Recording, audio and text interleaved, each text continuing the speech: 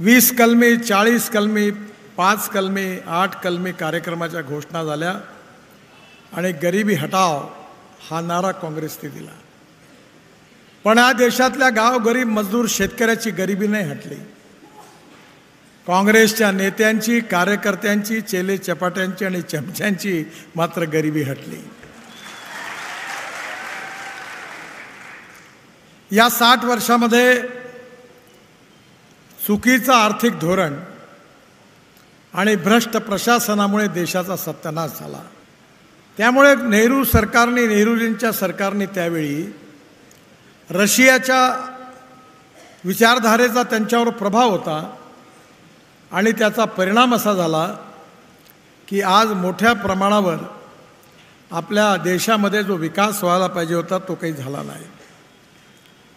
आज आपल्याला सगळ्यांना माहिती आहे की आपल्याकडे आपल्याच मतदारसंघामध्ये मी या जिल्ह्यामध्ये 10,000 कोटी रुपयाची कामं केली आणि मी असा मंत्री आहे की मी लोकांसमोर सांगतो की माझ्याजवळ पैशाची कमी नाही आहे. 2-3 हजार कोटीच्या चिल्लर कामाच्या उद्घाटनाला तर मी जातच नाही. खोटं बोलत नाही, खोटं आश्वासन देत नाही. पण या देशामध्ये पैशाची कमी नाही आहे. या देशामध्ये देशाच्या विकासाकरता इमानदारीने काम करणाऱ्यांची कमी आहे.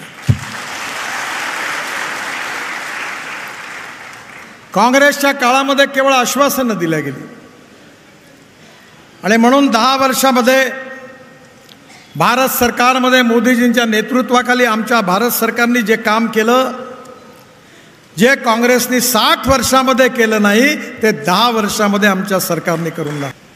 आज खऱ्या अर्थाने आत्मनिर्भर भारत बनवणं हे आपलं स्वप्न आहे. विश्वगुरू भारताला बनवणं हे आपलं स्वप्न आहे.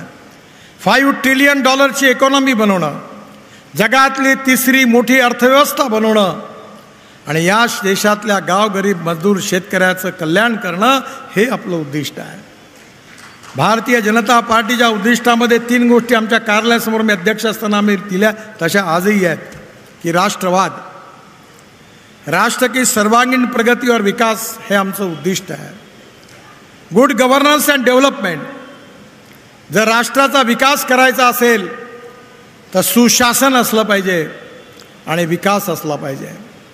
आणि 3रं अंत्योदय, म्हणजे या समाजातले जे शोषित आहे, पीडित आहे, दलित आहेत, सामाजिक आर्थिक शैक्षणिकदृष्ट्या मागासलेले आहेत, ज्यांना राहायला घर नाही आहे, ज्यांच्या शरीरावर कपडा नाही आहे, ज्यांना खायला रोटी नाही आहे, त्या दरिद्र नारायणाला आम्ही परमेश्वर मानू आणि त्यांची निरंतर सेवा करत राहू. आणि ज्या दिवशी त्यांना रोटी, कपडा, मकान मिळेल त्या दिवशी आपलं काम पूर्ण झालं असं आपण समजू. हे पंडित दीनदयाल उपाध्यायांचं. लोकसभेच्या वेळी काँग्रेसने राहुल गांधी यांनी आपल्या मूळ कपटी स्वभावानुसार, धूर्त स्वभावानुसार, लबाड स्वभावानुसार देशातील जनतेला प्रचंड भूल घातली आणि त्यांची दिशाभूल देखील केली.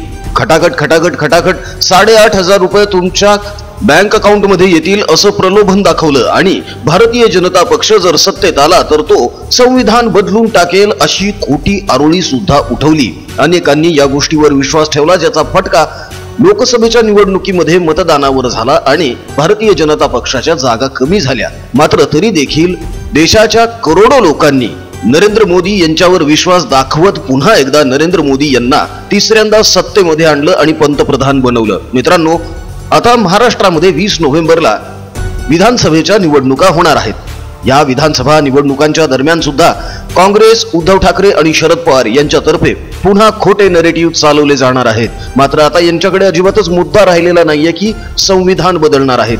आता यांच्याकडे मुद्दा असा आहे की मनोज जरांगे यांना पुढे करायचं आणि त्यांच्या आडून राजकारण खेळत मराठ्यांची मतं आपल्याकडे वळवायची. असंही मनोज जरांगे यांनी या अगोदरच सांगितलेलं आहे की ज्याला पाडायचंय त्याला पाडा. थोडक्यात काय तर मनोज जरांगे यांचं स्पष्ट म्हणणं आहे की महायुतीचे उमेदवार पाडा. मात्र जी महायुती महाराष्ट्राला विकासाच्या, प्रगतीच्या आणि समृद्धीच्या मार्गावर वेगाने नेत आहे तिला खीळ बसवून त्या महायुतीला पाडून महाभकास आघाडी जर महाराष्ट्राच्या बोकांडी बसली तर सगळा सत्यानाशच आहे.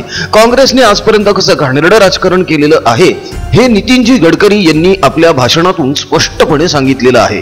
तेव्हा नितीन गडकरीजी यांचा आजचा हा व्हिडिओ, त्यांचं आजचं हे भाषण नक्की पूर्ण ऐका मित्रांनो। यामधून नितीनजी गडकरी यांनी महाराष्ट्राचा विकास आणि महायुतीला मतदान का करायचं या बाबतीमध्ये खूप स्पष्ट विधान केलेलं आहे। सोबतच काँग्रेसची पाळंमुळं खणून काढलेली आहे आणि काँग्रेसचा फामटेपणा आणि हलकटपणा अगदी मोजक्या शब्दांमध्ये मांडलेला आहे। तेव्हा नितीनजी गडकरी यांचा हा व्हिडिओ नक्की बघा।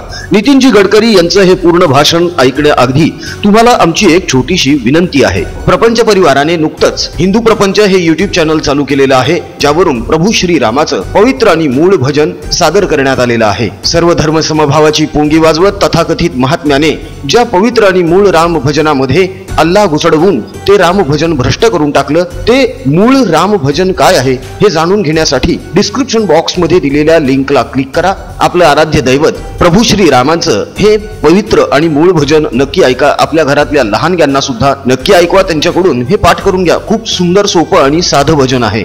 आपल्या हिंदू मित्र परिचितांमध्ये देखील राम भजनाचा हा व्हिडिओ जास्तीत जास्त प्रमाणात शेअर करा आणि त्यांना देखील हिंदू प्रपंच या YouTube चॅनलशी जोडले जाण्याचं आवाहन करा। महाप्रपंच या YouTube चॅनलला अजून जर सबस्क्राईब केलं नसेल तर लगेच सबस्क्राईब करा, सोबतच बेल आयकॉन सुद्धा प्रेस करा, म्हणजे राजकीय विश्लेषणाचे आमचे नवनवे व्हिडिओज सगळ्यात अगोदर तुमच्यापर्यंत पोहोचतील। मित्रांनो, महाप्रपंचची मेंबरशिप सुरू झालेली आहे। सबस्क्राईब बटनच्या बाजूला जे जॉईन नावाचं बटन आहे त्याला क्लिक करा आणि महाप्रपंचची अत्यंत कमी सन्मान शुल्क असलेली मेंबरशिप आवर्जून घ्या। प्रपंच परिवारातील अनेक हिंदू माता बंधू भगिनी यांच्यासाठी रोजगाराच्या नव्या कल्पना, नव्या योजना राबवण्यासाठी संसाधनांची गरज आहे। त्यासाठी तुमच्या सगळ्यांचा आशीर्वाद, पाठिंबा आणि सहकार्य हे अपेक्षित आहे। तेव्हा महाप्रपंचची मेंबरशिप नक्की घ्या। मित्रांनो, चला तर आता बघूया नितीनजी गडकरी आपल्या भाषणामध्ये कशी तुफान फटकेबाजी करत आहेत आणि या फटकेबाजीतून काँग्रेसला कसं उघडं नागडं करत आहेत। मंचावर उपस्थित महायुतीच्या सर्व घटक पक्षाचे सन्माननीय नेते मंडळी आणि उपस्थित माझ्या बांधवांनो आणि बहिणींनो, आपल्या सगळ्यांना माहिती आहे की ही निवडणूक महाराष्ट्राच्या भविष्याकरता अतिशय महत्त्वाची निवडणूक आहे।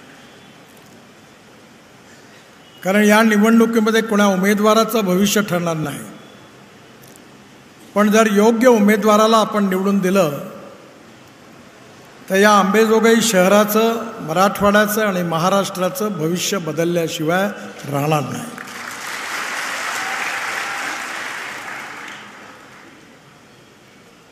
एकोणीसशे 47 साली आपल्या देशाला स्वातंत्र्य मिळालं।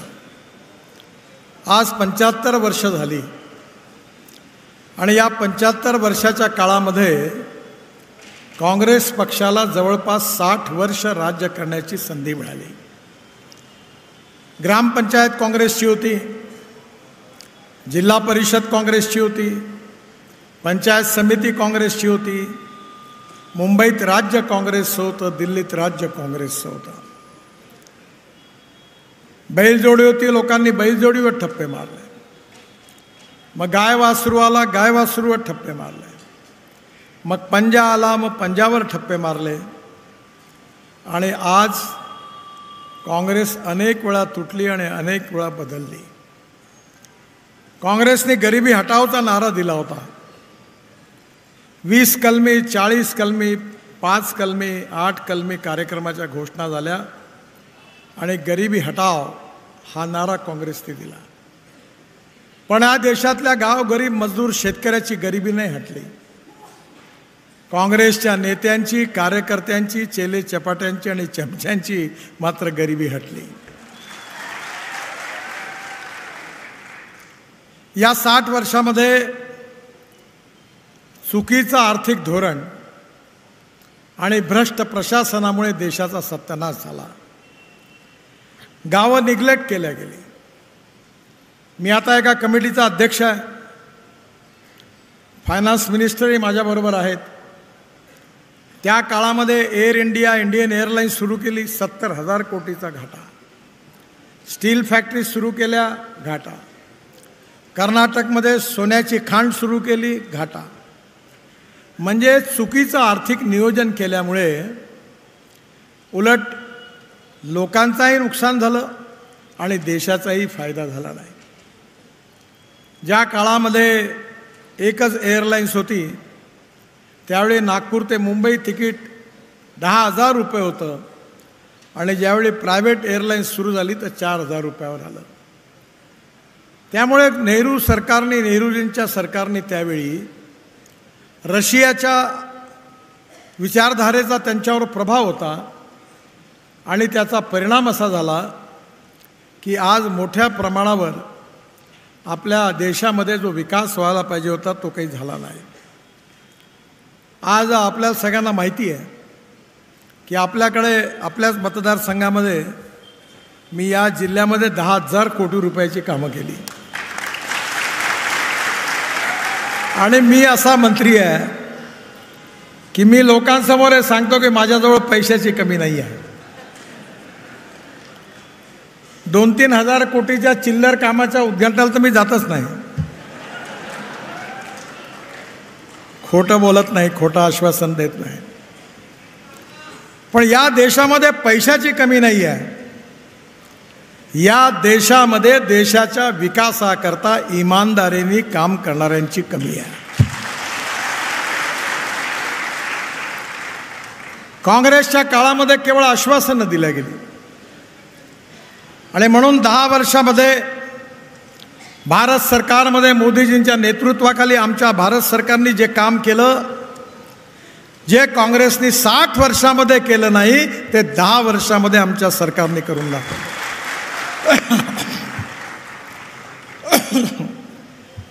तुम्हाला माहिती असेल की आपल्या देशामध्ये गाव गरीब मजदूर शेतकऱ्यांना काँग्रेस पार्टीने निग्लेक्ट केलं. माननीय गोपीनाथरावांच्या नेतृत्वाखाली मी जेव्हा महाराष्ट्र सरकारमध्ये मंत्री होतो तेव्हा जेव्हा मी शपथ घेतली तेव्हा गोपीनाथरावांनी मला विचारलं की नितीन, माझ्याकडे 2 खाती आहेत, एक ऊर्जा विभाग आहे आणि एक बांधकाम विभाग आहे, तुला कोणतं खातं पाहिजे? मी त्यांना म्हटलं तुम्हाला जे द्यायचं असेल ते द्या. ते म्हणाले असं आहे की सध्या एनरॉनचा प्रश्न जरा अडचणीचा आहे, त्यामुळे ते खातं मी माझ्याकडे ठेवतो आणि तुला बांधकाम खातं देतो. त्यांनी मला बांधकाम खातं दिलं. मी मुंबईमध्ये 55 उड्डाणपूल बांधले, वरळी बांद्रा सीलिंग प्रोजेक्ट बांधला, मुंबई पुणे एक्सप्रेस हायवे बांधला, पण सरकारी बजेटमधून नाही बांधला.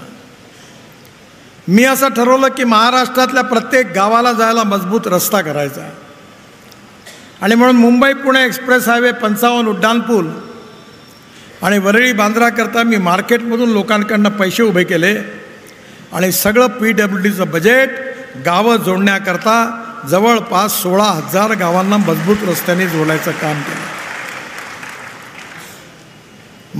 आमचं सरकार गेल्यानंतर अटल बिहारी वाजपेयी देशाचे प्रधानमंत्री झाले. त्यांनी मला बोलावलं आणि त्यांनी मला सांगितलं, नितीन, हिंदुस्थानमधल्या प्रत्येक गावाला जोडणारी एक चांगली योजना तू तयार कर. माझ्या अध्यक्षतेखाली एक कमिटी तयार झाली आणि त्या कमिटीमध्ये 3 महिने काम केल्यानंतर मी ती योजना अटल बिहारी वाजपेयींना सोपवली आणि 1 महिन्यामध्ये त्यावेळचे राष्ट्रपती डॉक्टर अब्दुल कलाम यांनी त्या योजनेची घोषणा केली. त्या योजनेचं नाव होतं प्रधानमंत्री ग्राम सडक योजना. तुमच्याही भागामध्ये अनेक भागात त्या योजनेमुळे रस्ते झाले. काँग्रेसच्या काळात नाही झाले, पण या देशाच्या इतिहासामध्ये 6.5 लाख गावापैकी 3.5 लाख गावांना मजबूत रस्त्यांनी जोडण्याचं काम हिंदुस्थानच्या इतिहासामध्ये कोणी नेत्यांनी केलं असेल तर त्याचं नाव अटल बिहारी वाजपेयी आहे. सिंचनाच्या सुविधा नव्हत्या. शेतकऱ्याच्या शेतीला जर पाणी मिळालं तर शेतीचं उत्पन्न दुप्पट होऊ शकतं, पण पाण्याची व्यवस्था नाही. गावाची अवस्था काँग्रेसच्या काळात अशी होती की गावात प्यायला पाणी नाही, गावात जायला रस्ता नाही, शाळेची बिल्डिंग असेल तर शिक्षक नाही, शिक्षक असेल तर बिल्डिंग नाही, दोन्ही असेल तर विद्यार्थी नाही, तिन्ही असेल तर शिक्षण नाही. दवाखान्याची हालत अशी होती की डॉक्टर असेल तर नर्स नाही, नर्स असेल तर डॉक्टर नाही, दोन्ही असेल तर दवाई नाही, आणि तिन्ही असेल तर कोण मरायला जाईल अशी दवाखान्याची स्थिती होती. मला दुर्बुद्धी झाली. मी कॉलेजमध्ये शिकत होतो. मला सांगितलं तू कर्ज घेऊन डेअरी टाक. मी माझ्या शेतीवर एक बँक ऑफ महाराष्ट्रामधून कर्ज घेतलं. 6 गाई आणि 2 म्हशी विकत घेतल्या. दुधाचा धंदा सुरू झाला. पहिल्या याच्यामध्ये गाई म्हशी दूध देत होत्या तोपर्यंत ठीक होतं, आणि नंतर गावामध्ये अशी स्थिती आली की गाय गरम व्हायची तर सांड मिळायचं नाही, सांड गरम झाला तर गाय मिळायची नाही, आणि त्याच वेळी गावातला डॉक्टर नेमक्या वेळी गावात राहतच नव्हता. शेवटी माझ्या डेअरीचा बँड माझ्या वाजला. मी सगळी जनावरं विकली आणि सोडून दिली. याचं कारण गावामध्ये कोणी लक्षच देत नव्हतं. गावामध्ये वीज येत नव्हती. मी महाराष्ट्राच्या विधानमंडळामध्ये विरोधी पक्षाचा नेता होतो तेव्हा मी विलासराव देशमुख एकदा म्हटलं होतं, विलासराव तुम्ही फार कनवाळू आहात. श्रीमंत लोक 2,000 रुपये 5,000 रुपये देऊन जिममध्ये जाऊन व्यायाम करतात. तुम्ही विचार केला की महाराष्ट्राच्या जनतेच्या अंगातून देखील घाम गळला पाहिजे. तुम्ही वीजच बंद केली, पंखाच बंद झाला आणि लोकांच्या अंगातून घाम गळायला लागला. फुकटात व्यायामाची व्यवस्था तुम्ही करून दिली. अशी महाराष्ट्राची अवस्था होती. कारण कधी गाव गरीब मजदूर शेतकऱ्याला पूर्णपणे निग्लेक्ट केलं. मी ज्यावेळी वॉटर रिसोर्सेसचा मंत्री होतो त्यावेळी आपल्या महाराष्ट्राकरता 12,000 कोटी रुपये दिले. 6,000 कोटी रुपये बळीराजा योजनेत दिले आणि 6,000 कोटी प्रधानमंत्री सिंचाई योजनेत दिले. आणि जे मराठवाड्यातले पण आपल्या भागातले जे धरणं 50% पूर्ण झाली होती, 50%पेक्षा जास्त पण कामं 8-8, 10-10 वर्षापासून बंद होती, त्या सगळ्या प्रकल्पाकरता पैसे दिले. ते प्रकल्प पूर्ण केले. पण आज खऱ्या अर्थाने पाण्याचा मुद्दा सगळ्यात महत्त्वाचा आहे. पावसाळ्यामध्ये पूर येतो, गावं वाहून जातात, लोकांचं नुकसान होतं. मी आपल्या बाजूच्या आंध्र प्रदेशामध्ये पोलावरम म्हणून 60,000 कोटी रुपयाचं मोठं धरण बांधलं, आणि ते धरण बांधल्यानंतरही 1300 TMC पाणी गोदावरीमध्ये वाहून जातं. समुद्राचं गोदावरीचं पाणी समुद्रात वाहून जातं. त्यावेळी आम्ही योजना तयार केली. 49 योजना नदी जोड प्रकल्पाच्या तयार केल्या. त्यावेळी गोदावरीचं जे वाहून जाणारं पाणी होतं ते गोदावरीचं कृष्णामध्ये, कृष्णेचं पाणी पेनारमध्ये आणि पेनारचं कावेरीमध्ये देऊन तामिळनाडू कर्नाटकमधून तामिळनाडूच्या टेल एंडपर्यंत नेण्याची योजना तयार केली. या देशात पाण्याची कमी नाही आहे, पाण्याच्या नियोजनाची कमी आहे. पाण्याला प्राधान्यच मिळालं नाही. मी स्वतः तुम्हाला सांगतो की आज सगळ्यात महत्त्वाचा प्रश्न कोणता असेल तर आपण नोकरी करतो, बँकेत पैसे डिपॉझिट ठेवतो, मग निवृत्त झाल्यावर जेवढे पैसे मिळतात ते डिपॉझिटमध्ये ठेवून मग व्याजावर आपला उदरनिर्वाह करतो. तुम्ही जर पाणी जमिनीमध्ये डिपॉझिट करायची सवय लावली तर मी तुम्हाला सांगतो आपलं चित्र बदलल्याशिवाय राहणार नाही. मी महाराष्ट्रामध्ये आमच्या NHIच्या काम करत असताना 1,000 अमृत सरोवर बांधले, नदी नाल्यांचं खोलीकरण केलं. बुलढाणा आणि अजिंठा रस्त्याच्या मध्ये 16,000 धनगर समाजाचे लोक गावं सोडून जायचे कारण पाणी नव्हतं. त्या ठिकाणी पूर्ण आता पाणी आलं. पंजाबराव कृषी विद्यापीठामध्ये 36 तलाव बांधले. तुमच्या परभणीमध्ये पण आत्ता बांधून झाले. आणि जवळपास आज 2 लाख हेक्टरपेक्षा जास्त जमीन पाण्याखाली आली. मी केवळ नेता म्हणून सांगतो म्हणून माझ्यावर विश्वास ठेवू नका. मला 9 डॉक्टरेट्स मिळालेल्या आहेत, डिलीट्स, आणि त्यापैकी 5 कृषी विज्ञानामध्ये मिळाल्या. परभणी विद्यापीठाची मिळाली, बाबासाहेब आंबेडकर युनिव्हर्सिटीची मिळाली, महात्मा ज्योतिबा फुले पंजाबराव कृषी विद्यापीठ. आणि ती एवढं सिम्पल प्रिन्सिपल आहे की धावणाऱ्या पाण्याला चालायला लावा, चालणाऱ्या पाण्याला थांबायला लावा, थांबलेल्या पाण्याला जमिनीला प्यायला लावा. गावातलं पाणी गावात, घरातलं पाणी घरात, शेतातलं पाणी शेतात. पण काँग्रेसच्या काळामध्ये कधी जलसंवर्धनालाही प्राधान्य मिळालं नाही. आज कापूस स्वस्त आहे, कापड महाग आहे. गहू स्वस्त आहे, ब्रेड बिस्किट महाग आहे. टमाटर संत्रे स्वस्त आहेत, ज्यूस महाग आहे. शरद जोशी शेतकरी संघटनेचे नेते होते. ते नेहमी सांगायचे की आपण ग्लोबल इकॉनॉमीमध्ये आहोत. आज जगामध्ये सोयाबीनचा भाव अर्जेंटिनामध्ये ठरतो, मक्याचा भाव अमेरिकेत ठरतो, आणि साखरेचा भाव ब्राझीलमध्ये ठरतो. येणाऱ्या काळामध्ये केवळ शेतकरी अन्नदाता नाही, तर आमच्या भारत सरकारने शेतकऱ्याला ऊर्जादाता बनवलं. ज्यावेळी मुंडे साहेबांनी इथेनॉलचा पहिला कारखाना सुरू केला होता, उद्घाटनाकरता अडवाणीजी आले होते, मी पण त्या कार्यक्रमामध्ये होतो. आणि तेव्हापासून आम्ही सातत्याने सांगत होतो की या देशातला शेतकरी अन्नदाता नाही, ऊर्जादाता बनला पाहिजे. आणि आज मला सांगताना आनंद होतो, मी ट्रान्सपोर्ट मंत्री आहे, माझ्याकडे इनोव्हा गाडी आहे टोयॅटो कंपनीची. मक्यापासून, तांदूळापासून, बांबूपासून, बायोमासपासून तयार झालेलं जे बायो इथेनॉल आहे त्याच्यावर 100% चालणारी इनोव्हा गाडी आहे. आणि युरो 6 इमिशन नॉर्म कंप्लाय करणारी आहे, जगातली पहिली आहे. दिल्लीत पण आहे, नागपुरात पण आहे. आणि त्या गाडीची पेट्रोलमध्ये तुलना केली तर तिचा ॲव्हरेजची तुलना केली तर 25 रुपये लिटर पेट्रोलचा भाव होतो. आणि आता टोयॅटो, हुंडाई, महिंद्रा, टाटा या सगळ्या कंपन्या आता फ्लेक्स इंजिन म्हणजे इथेनॉलवर चालणाऱ्या कार सगळीकडे येणार आहेत. इंडियन ऑइल 400 पंप सुरू करणार आहे. बजाज, TVS, हिरो, होंडा यांच्या स्कूटर येणार आहे.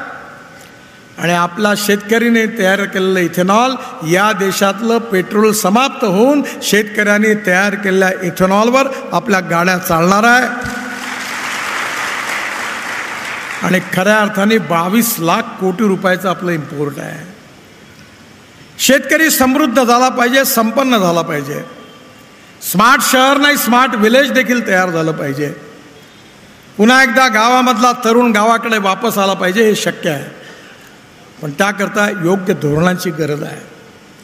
आणि केवळ आता अन्नदाता, ऊर्जादाता किंवा इंधनदाता नाही, तर पानिपतमध्ये इंडियन ऑइलला मी एक कारखाना उघडायला लावला की जे परली ज्याला म्हणतात, राईस स्ट्रॉ, तुमच्याकडे तणस, त्याच्यापासून आपण 1 लाख लिटर इथेनॉल तयार करतो.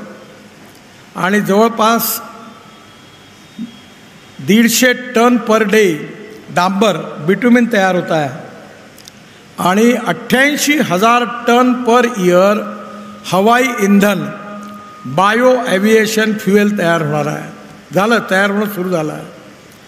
आणि परवा जेव्हा नागपूरच्या आमच्या इंटरनॅशनल एअरपोर्टचं उद्घाटन झालं तेव्हा मी जाहीर केलं की 2 वर्षानंतर पहिलं विमान जेव्हा उडेल तेव्हा विदर्भातल्या शेतकऱ्यांनी तयार केलेल्या हवाई इंधनावर पहिलं विमान उडेल.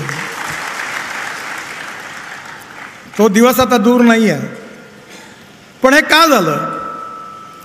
कारण योग्य धोरणं असतील तरच विकास होऊ शकतो. आणि म्हणून या आमच्या सरकारमध्ये अनेक योजना आल्या. त्या सगळ्या योजनांमधून आपला विकास कसा होईल याचा सातत्याने विचार झाला. गरीब गरीब असतो, गरिबाला जात, पंथ, धर्म आणि भाषा नसते. ज्या भावामध्ये गॅसचं सिलेंडर हिंदूला विकत मिळतं त्याच भावात मुसलमानाला विकत मिळतं. ज्या भावामध्ये पेट्रोल हिंदूला मिळतं त्याच भावामध्ये मुसलमानाला मिळतं. काँग्रेसने नेहमी जातीवादाचं आणि सांप्रदायिकतेचं जहर काढलं. लोकांना सांगितलं की BJP वाले खतरनाक है, ये चुनकर आएंगे तो आपको कटवा देंगे, पाकिस्तान भिजवा देंगे, सुरक्षित रहना है तो पंजे पर मोहर लगाओ. मला तुम्ही सांगा, भारत सरकारच्या 68 योजना आहेत, महाराष्ट्र सरकारच्या योजना आहेत, लाडकी बहन योजना आहे. एका तरी योजनेमध्ये असं कुठे लिहिलं आहे का की दलित आणि मुसलमानांना अर्ज करता येणार नाही? असं कुठेही लिहिलं नाही. त्या सगळ्यांना बरोबर घेऊन सगळ्या योजनाचा फायदा जात, पंथ, धर्म, भाषा आणि सेक्स याला कुठेही डिस्क्रिमिनेट न करता सबका साथ, सबका विश्वास, सबका प्रयास या आधारावर आम्ही सातत्याने काम करण्याचा प्रयत्न केला. बाबासाहेब आंबेडकरांची दीक्षाभूमी आहे नागपूरला, त्याचं काम आम्ही पूर्ण केलं. मी पूर्ण केलं पालकमंत्री असताना. कंपाऊंड वॉल केली, स्टील पाईपचं रेलिंग केलं, सरकारकडे पैसे आणून दिले. त्याच काळामध्ये आपल्या सरकारमध्ये देवेंद्रजींनी चिचोलीला बाबासाहेबांनी त्या साहित्याचं मोठं म्युझियम मंजूर केलं. अनेक ताजबाग म्हणून आमच्याकडे ताजुद्दीन बाबाचं ते सुंदर केलं,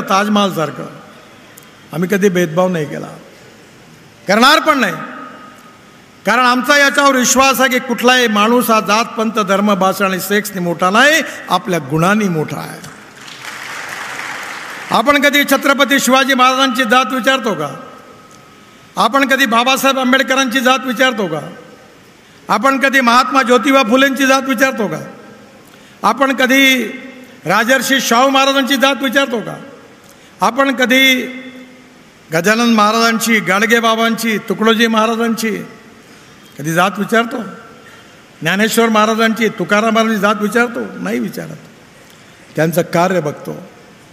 म्हणून या समाजामध्ये मानवता प्रस्थापित करायची असेल तर खऱ्या अर्थाने जात पंथ धर्म विरहित समाज व्यवस्था निर्माण केली पाहिजे. आणि त्याकरता आपले जे आर्थिक प्रश्न आहेत, no philosophy can be taught to empty stomach.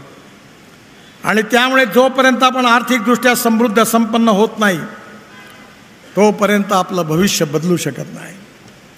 आज खऱ्या अर्थाने आत्मनिर्भर भारत बनवणं हे आपलं स्वप्न आहे. विश्वगुरू भारताला बनवणं हे आपलं स्वप्न आहे. $5 ट्रिलियन इकॉनॉमी बनवणं, जगातली तिसरी मोठी अर्थव्यवस्था बनवणं आणि या देशातल्या गावगरीब मजदूर शेतकऱ्याचं कल्याण करणं हे आपलं उद्दिष्ट आहे. भारतीय जनता पार्टीच्या उद्दिष्टामध्ये 3 गोष्टी आमच्या कार्यालयासमोर मी अध्यक्ष असताना आम्ही दिल्या, तशा आजही आहेत की राष्ट्रवाद, राष्ट्र की सर्वांगीण प्रगती और विकास हे आमचं उद्दिष्ट आहे. Good governance and development. जर राष्ट्राचा विकास करायचा असेल तर सुशासन असलं पाहिजे आणि विकास असला पाहिजे. आणि तिसरं अंत्योदय, म्हणजे या समाजातले जे शोषित आहे, पीडित आहे, दलित आहेत, सामाजिक आर्थिक शैक्षणिकदृष्ट्या मागासलेले आहेत, ज्यांना राहायला घर नाही आहे, ज्यांच्या शरीरावर कपडा नाही आहे, ज्यांना खायला रोटी नाही आहे, त्या दरिद्र नारायणाला आम्ही परमेश्वर मानू आणि त्यांची निरंतर सेवा करत राहू. आणि ज्या दिवशी त्यांना रोटी कपडा मकान मिळेल त्या दिवशी आपलं काम पूर्ण झालं असं आपण समजू. हे पंडित दीनदयाल उपाध्यायांचं सामाजिक आर्थिक चिंतन अंत्योदयाचं हे आमचं उद्दिष्ट आहे. मी 2014ला मंत्री झालो. त्यावेळी मी ठरवलं की आपल्या देशामध्ये 1.5 कोटी लोक माणसाला माणूस घेऊन खिचतो आणि झारखंड आणि बंगालमध्ये तर बैलाच्या अंगावर जसं जू टाकतात तसं माणूस आपल्या खांद्यावर ठेवून माणसांना खिचतो. ही अमानवीय प्रथा आहे, ही समाप्त झाली पाहिजे. आणि यामध्ये काम करणारे 70% शेड्यूल कास्ट आणि मुसलमान होते. मी कायदा तयार केला, टेक्नॉलॉजी डेव्हलप केली, मेकॅनिक्स ड्रिव्हन ई रिक्षा, ई कार्ट देशात आणलं.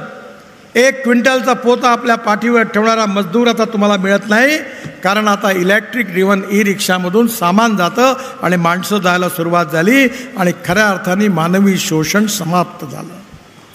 मला आत्ता BBC एक इंटरव्ह्यू झाला. मला विचार तुमच्या आयुष्यात सगळ्यात मोठं काम कोणतं झालं, तर मी सांगितलं की या 1.5 कोटी लोक ज्यांचं मानवतेच्या आधारावर शोषण होत होतं त्यांना पुन्हा एकदा नवीन स्वातंत्र्य मिळालं आणि ते सन्मानाने जगत आहेत. हेच माझ्या आयुष्यातलं सगळ्यात मोठं काम झालं.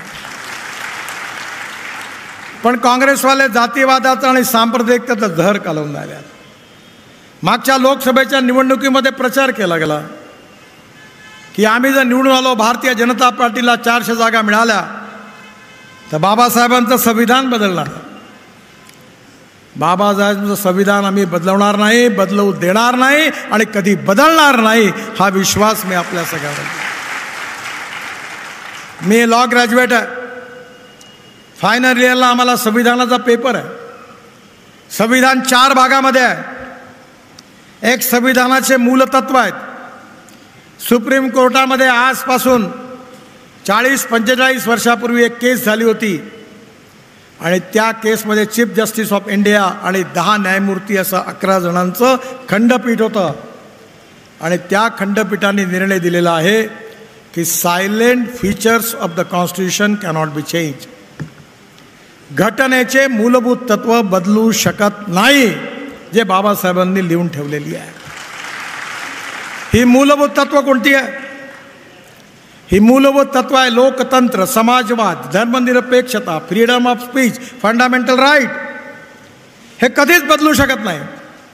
पण जे पुढचे 3 पार्ट आहे ज्यामध्ये पार्लमेंटला 2/3 मेजॉरिटीने बदलवण्याचा अधिकार आहे, त्याबद्दल मी काँग्रेस पक्षाच्या नेत्यांना आणि विशेषतः लाल घटनेची कॉपी घेऊन फिरणाऱ्या काँग्रेसच्या नेत्याला मी प्रश्न विचारतो, तो उत्तर द्या की तुमची आजी प्रधानमंत्री होती इंदिराजी, तेव्हा अलाहाबाद हायकोर्टात त्या हरल्यानंतर त्यांनी बाबासाहेबाच्या संविधानाच्या काँग्रेस पार्टीने धज्जिया उडवल्या, तोडून टाकला अनेक ठिकाणी, अनेक कायदे असे केले स्वतःच्या स्वार्थाकरता काँग्रेस पार्टीने. शेवटी 77 साली जेव्हा जनता पार्टी आली तेव्हा त्या सगळ्या दुरुस्त्या पुन्हा दुरुस्त केल्या. ज्यांनी संविधानाचे तुकडे केले ते आता संविधान बचाव करता भाषण करत फिरत आहे आणि लोकांच्या मनात जहर घालवतात आहे. जेव्हा कन्व्हिन्स करता येत नाही तेव्हा कन्फ्यूज करण्याचा प्रयत्न करत आहे. आणि म्हणून माझी आपल्या सगळ्यांना विनंती आहे की आपण सगळ्यांनी या निवडणुकीमध्ये विचार करून, ही निवडणूक माझ्या हिशोबाने केवळ नमिताजींच्या भविष्याचा फैसला करणारी निवडणूक नाही आहे. जर तुम्हाला महाराष्ट्राचा विकास करायचा असेल, छत्रपती शिवाजी महाराज आमचं दैवत आहे.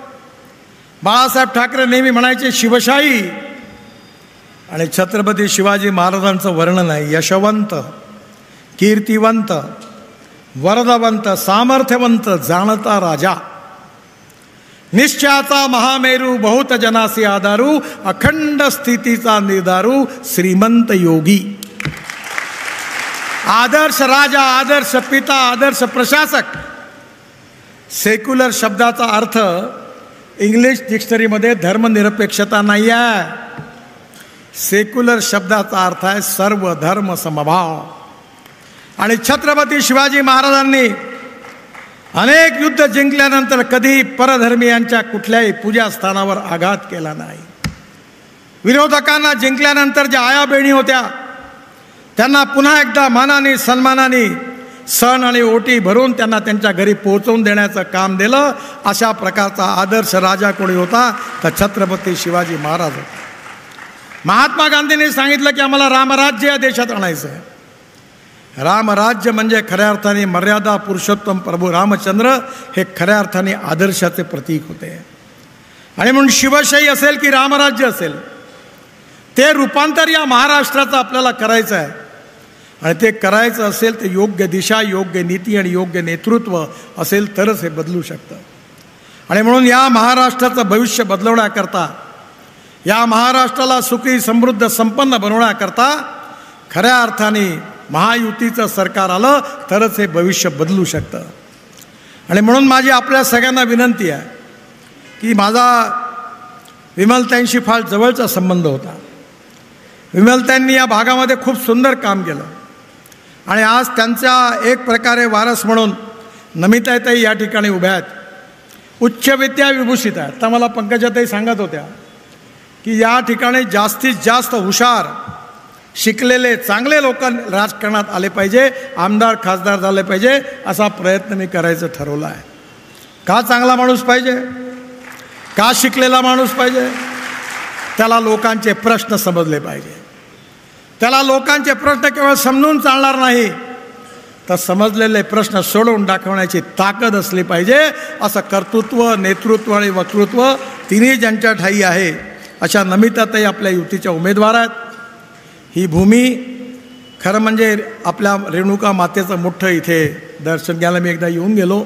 त्यांचा आशीर्वाद आपल्या सगळ्यांच्या मागे आहे.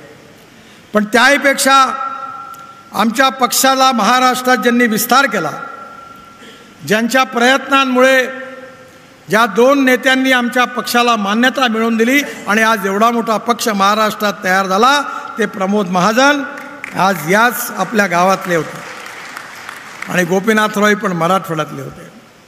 त्या दोघांचाही कर्तृत्व आणि त्यांचं कार्य आजही आमच्या सगळ्यांकरता प्रेरणेप्रमाणे आम्हाला प्रेरणा देत राहतं. आणि म्हणून या शहरात मला आज येण्याची संधी मिळाली, हा अतिशय आनंदाचा क्षण आहे. आज मला 8 सभा आहे. 6 वाजताच्या हेलिकॉप्टर संभाजीनगरला उतरायचं आहे. त्याच्या आधी अजून 2 सभा मला पूर्ण करायच्या आहेत. त्यामुळे मला जाण्याची घाई आहे. खरं म्हणजे या सभेला माझ्या शेड्यूलमध्ये नव्हती, पण ज्यावेळी माझ्या PA कडे नमिताताईंचा फोन आला की काही करून तुम्ही आलं पाहिजे. तर मी म्हटलं थोड्या वेळा करता का होईना मी जरूर लोकांकरता तुमच्याकरता लोकांचे आशीर्वाद मागण्याकरता निश्चितपणे येईल आणि म्हणून आलो.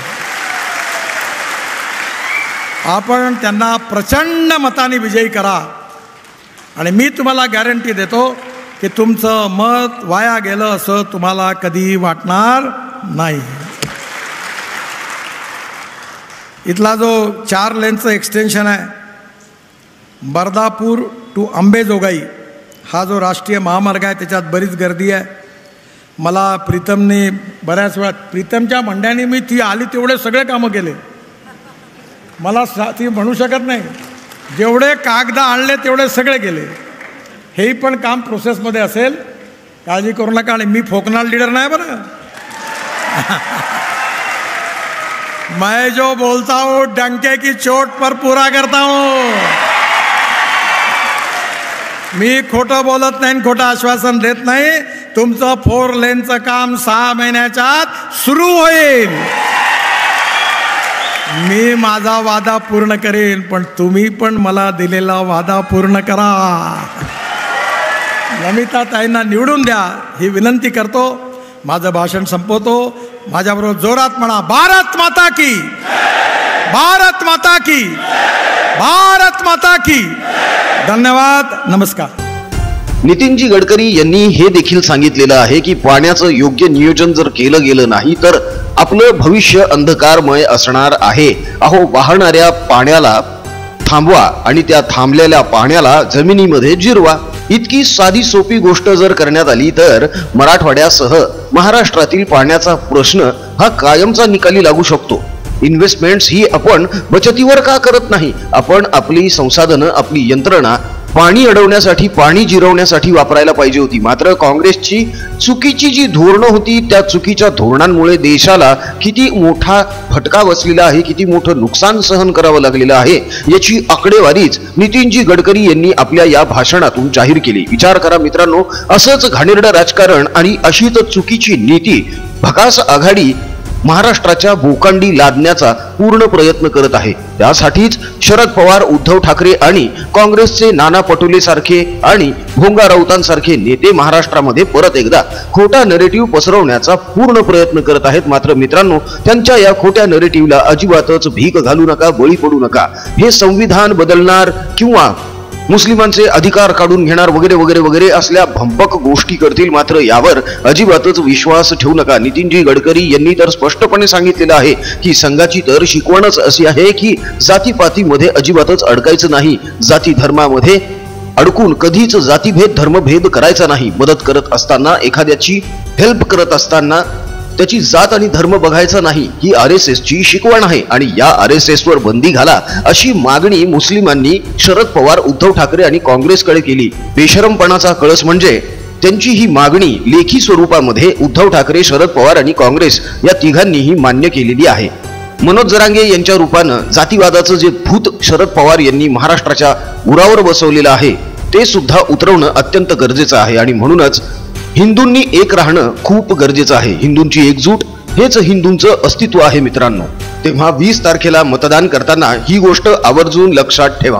प्रपंच परिवाराने नुकतंच हिंदू प्रपंच हे YouTube चॅनल चालू केलेलं आहे, ज्यावरून प्रभू श्री रामाचं पवित्र आणि मूळ भजन सादर करण्यात आलेलं आहे. सर्व धर्म समभावाची पोंगी वाजवत तथाकथित महात्म्याने ज्या पवित्र आणि मूळ राम भजनामध्ये अल्लाह घुसडवून ते राम भजन भ्रष्ट करून टाकलं, ते मूळ राम भजन काय आहे हे जाणून घेण्यासाठी डिस्क्रिप्शन बॉक्समध्ये दिलेल्या लिंकला क्लिक करा. आपलं आराध्य दैवत प्रभू श्री रामांचं हे पवित्र आणि मूळ भजन नक्की ऐका. आपल्या घरातल्या लहानग्यांना सुद्धा नक्की ऐकवा, त्यांच्याकडून हे पाठ करून घ्या. खूप सुंदर, सोपं आणि साधं भजन आहे.